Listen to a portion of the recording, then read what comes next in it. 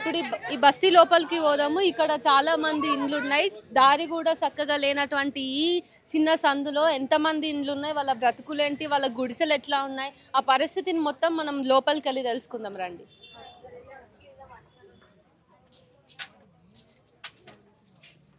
So ఒకరు పోతే ఇంకొకరు రాని పరిస్థితి. ఇంత చిన్న సందే వీళ్ళకి ఇప్పుడు రోడ్డు లాగా. ఇక్కడ కింద పడతారు అని చెప్పేసి ఇక్కడ ఉంటున్న వాళ్ళు చెప్తున్నారు.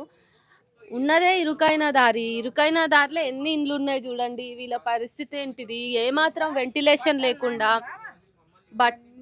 వీళ్ళు బట్టలు ఉతికి ఆరేసుకుంటే కూడా ఎండేడ కొట్టాలి. మరి దారుణంగా చిన్న చిన్న పరిసరాల్లో వీళ్ళు ఇండ్లను నిర్మించుకుంటున్నారు. ఇక్కడ కుటుంబం మొత్తం ఉంటుంది అంటే వీళ్ళ పరిస్థితిని మనము ఊహించవచ్చు. కనీసం వెంటిలేషన్ లేదు, గాలి లేదు, ఎండ లేదు. ఎట్లా బ్రతుకుతూ ఉంటారు? సఫోకేషన్ రాదా? ఒక 2 నిమిషాలు మన ఇండ్లలో కిటికీలు ఓపెన్ చేసుకోకపోతేనే విపరీతంగా సఫోకేట్ అయ్యే పరిస్థితి ఉంటుంది. మరి వీళ్ళు కొంచెం కిటికీలు లాంటివి కాదు కదా, అసలు వీళ్ళ దర్వాజాలే కిటికీల కంటే ఘోరంగా అంత ఇరుగ్గా ఉన్నాయి. ఇండ్లలో వీళ్ళు ఎట్లా జీవితాల్ని ముందుకు తీసుకెళ్తూ ఉన్నట్టు, ఎట్లా బ్రతుకుతున్నట్టు వీళ్ళకి. సో ఇక్కడ రాత్రి పడ్డటువంటి పెద్ద వర్షానికి చెట్టు కొమ్మ పెద్దది కూలి దీని మీద పడ్డది. వీళ్ళ ఇండ్లకి ఏమాత్రం సెక్యూరిటీ సేఫ్టీ లేదు. ఇంత ఇరుకు జాగాలో పైనుంచేమో చెట్లు కింద పడుతున్నాయి, కింద నుంచేమో జర్రెలు, పాములు, ఇంత పెద్దగా అంటే 2-3 అరచేతుల కంటే పెద్ద పెద్ద ఎలుకలు ఉన్నాయి, ఎలుకలు తిరుగుతున్నాయి అని చెప్పేసి చెప్తున్నారు. మనుషుల్ని తింటున్నాయి అని చెప్పేసి కూడా వాళ్ళ గాయాలని చూపిస్తున్నారు. వీళ్ళకి కనీస వసతులు లేవు.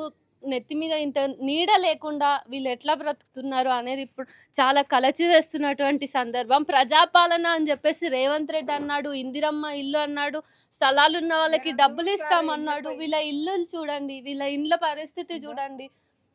ఇక్కడ ఉన్న వాళ్ళందరికీ ఓటు హక్కు ఉంది. పోనీ వీళ్ళు ఓటు వేయడానికి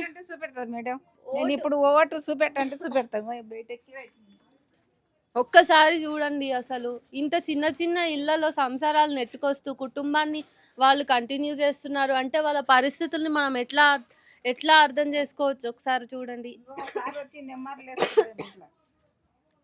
సో ఇట్లా నెంబర్ ఇచ్చిండ్రు గవర్నమెంట్, వాళ్ళు ఇక్కడ డోర్కి పెట్టుకున్నారు.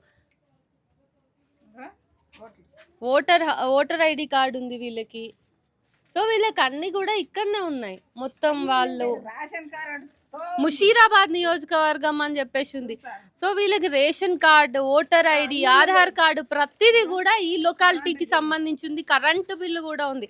సో ఇంత లెక్కపత్రం అన్ని ఇంత మేము ఇంట్లో ఉన్నామని మా కొడుకు ఇంట్లో ఉంచి వాళ్ళు వెళ్ళిపోయినరు.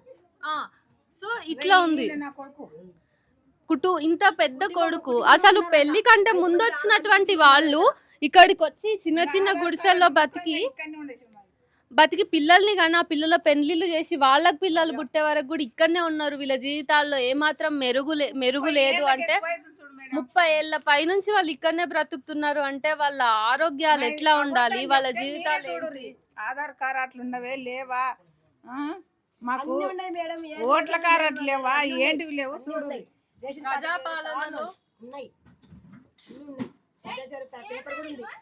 ప్రజాపాలన కోసం దరఖాస్తు చేసుకున్నటువంటి దరఖాస్తు కూడా ఉంది ఇక్కడ. కాడ నుంచి ఆధార్ కార్డు, ఓటర్ ఐడి ప్రతిది ఉంది వీళ్ళ దగ్గర. కరెంట్ బిల్లు కూడా ఉంది వీళ్ళకి. వీళ్ళు ఇక్కడి స్థానికులే అని చెప్పేసి ఆధారాలు అన్ని వీళ్ళ దగ్గర పకడ్బందీగా ఉన్నాయి. ప్రభుత్వం మాత్రం వీళ్ళ జీవితాలని గుర్తించే పరిస్థితిలో లేదు అనేది ఇక్కడ మనం అర్థం చేసుకోవచ్చు. నల్ల బిల్లు ఉంది, బిల్లు ఉంది, అన్ని ఉన్నాయి. ఏదో మాకు ఇంత డబుల్ బెడ్రూమ్లు ఇస్తే చాలు మేడం, మాకు ఇంకేది వద్దు, మాకు ఏది ఆశించలేదు. మాకు డబుల్ బెడ్రూమ్లు ఇస్తే మాకు చాలు, మేము వెళ్ళిపోతాం. మీరు ఎక్కడిచ్చినా సరే పోతామని అట్లా కూడా ఉన్నాం, సిద్ధంగానే ఉన్నాం. మీరు ఎక్కడిచ్చినా పోతాం. ఇక్కడ కాదమ్మా అని మీరు అన్నారనుకో, మీరు ఇక్కడ కాదని చెప్పారు అనుకో, ఎక్కడైనా దూరం మీ దగ్గర చూసి ఇస్తానంటే కూడా వెళ్ళిపోతాం మేము. ఎందుకంటే మాకు కూడా పని చేసుకొని బతకాలి కదా. మాకు కూడా ఇంత పని చేసుకుంటే మాకు కడుపుకి వెళ్తుంది, మా పిల్లలకి వెళ్తుంది, లేకపోతే వెళ్ళదు కదా మాకు. ఏమమ్మా మాకు అనుకూల పని ఉండాలా. కొంచెం ఇండ్లు కూడా మాకు దగ్గర ఇస్తే మేము వెళ్ళిపోతాం. దగ్గర మాకు ఇండ్లు ఇస్తే ఇక్కడ చుట్టుపక్కల దగ్గర ఉంటుంది అనుకో, ఇచ్చినా పోతాం మేము. అట్లా కూడా బాధ లేదు మాకు. ఈడే కావాలనేది కరెక్ట్ ఏం లేదు. చెప్పండి. అలా ఇస్తానంటే మాకు కూడా సంతోషం మేడం. ఇన్నేళ్ళగా చూస్తున్నాం మేము, ఎదురు చూస్తున్నాం. గవర్నమెంట్ ఇస్తుంది, గవర్నమెంట్ ఇస్తే పిల్లల తరంతరానికి ఎదురు చూస్తాం. మేము పుష్పవాది కాకముందు వచ్చి కొన్నాను ఇక్కడ, చిన్న పిల్లలు వచ్చి ఉన్నాను నేను ఇక్కడ. అట్లాంటి వాళ్ళకి ఏరే వాళ్ళకి వచ్చినాయి, వెళ్ళిపోయారు వాళ్ళు. మాకు ఇండ్లు ఇంకా రాలేదు, మాకు ఇంకా ఇండ్లు రాలేదు ఇక్కడ. మేము అట్లనే ఉన్నాం. మేము కొంతమందికి వెళ్ళిపోయినారు. లంబడదండలు ఇచ్చినప్పుడు మాకు ఇస్తామన్నారు, అక్కడ ఇచ్చినప్పుడు ఇస్తామన్నాడు. ఎవరు కేసీఆర్ అన్నాడు, కేసీఆర్ అన్నాడు కానీ ఇంతవరకు ఇవ్వలే. ఇప్పటికైనా రేవంత్ రెడ్డి వచ్చిండు, ఇప్పుడైనా న్యాయం చేయాలా మాకు. లేని వాళ్ళని ఉండోళ్ళని అందరు చూసి ఇండ్లు ఇస్తామా అన్నాడా లేదా? ఆ మాట కరెక్టా కాదా? ఆమె చేసినట్టు చేయాలి, మాకు కూడా ఇవ్వాలి ఇండ్లు. ఎక్కడ దగ్గర ఉంటే మాకు పంపిమని పోతాం, దాని తప్పు లేదు. ఇప్పుడు ఇక్కడ కట్టడానికి అవకాశం లేదమ్మా, రూల్ లేదు అని అంటే దగ్గర ఎక్కడైనా ఉంటే పంపిమను, వెళ్ళిపోతాం. అట్లా కూడా ఇంకేం బాధ లేదు. ఏడైనా బతికేదే కదా, మాకు బతుకుదెరు కావాలా, మాకు సొంతం ఇల్లు ఉండాలా, మా పిల్లలకి ఇదో పోషించుకోవడానికి పని ఉండాలా. అదే సాల్ మాకి, అంతే మేడం. మేము అన్నది ఏమైనా పొరపాటు ఉంటే మమ్మల్ని క్షమించండి. అమ్మ ఏం పొరపాటు కాదు. ఒకసారి ఇక్కడ చూడండి, చిన్న చిన్న పిల్లలు ఉన్నారు. మీరు ఎంతమంది ఉంటారమ్మా ఇంట్లో? మేము ముగ్గురమే. మీరు ముగ్గురు ఉంటారు. మీ పెళ్ళి ఎన్ని సంవత్సరాలు అవుతుంది? 2 సంవత్సరాలు. 2 సంవత్సరాలు అవుతుంది. మీరు పెళ్ళవక ముందు నుంచి మీరు ఇక్కడనే ఉన్నారా? పిల్లవక ముందు ఇక్కడ ఉన్నాను. ఎవరెవరు ఉండేవాళ్ళు ఇక్కడ? నేను మా అమ్మమ్మ మా తాత అందరం ఉండేటోళ్ళు. నేను మా అమ్మమ్మ మా తాత మా మామ మా అత్తమ్మ అందరం ఉండేటోళ్ళం. మేము చిన్నప్పటి నుంచి ఈయన పుట్టి పెరిగినాము, ఈయన ఉండేటోళ్ళము. ఇప్పుడు మీ రూమ్ ఇది ఒక్కటే? ఇది ఒక్కటే రూమ్. చూపించే ప్రయత్నం చేయండి. పక్క జరగమ్మ, కొంచెం జరుగు బిడ్డ, పక్క జరుగు. ఒకసారి చూస్తే మీరు, ఇది ఇల్లువా, ఇది బెడ్రూమ్ అంటారా, హాల్ అంటారా, కిచెన్ అంటారా, లేకపోతే వాష్రూమ్ అంటారా? రేవంత్ రెడ్డి సమాధానం చెప్పాలి ఇంటిని చూసిన తర్వాత. వీళ్ళు అక్కడ ఏదో 2 పరుపులు పెట్టుకొని అక్కడ ఆ చిన్న ప్లేస్లో వీళ్ళు ముగ్గురు ఉంటున్నారు.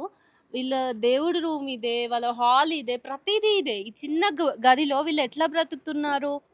ఏ మంత్రుల ఇండ్లు ఇట్లా ఉన్నాయి చెప్పండి? ఏ మంత్రుల ఇండ్లు ఈ పార్టీకి ఉన్నాయి? ఇక్కడ మా రేవంత్ రెడ్డి బాత్రూమ్ అంతా కూడా మా ఇండ్లు లేవు అని చెప్పేసి ఇక్కడ వీళ్ళు బాధపడుతున్నారు.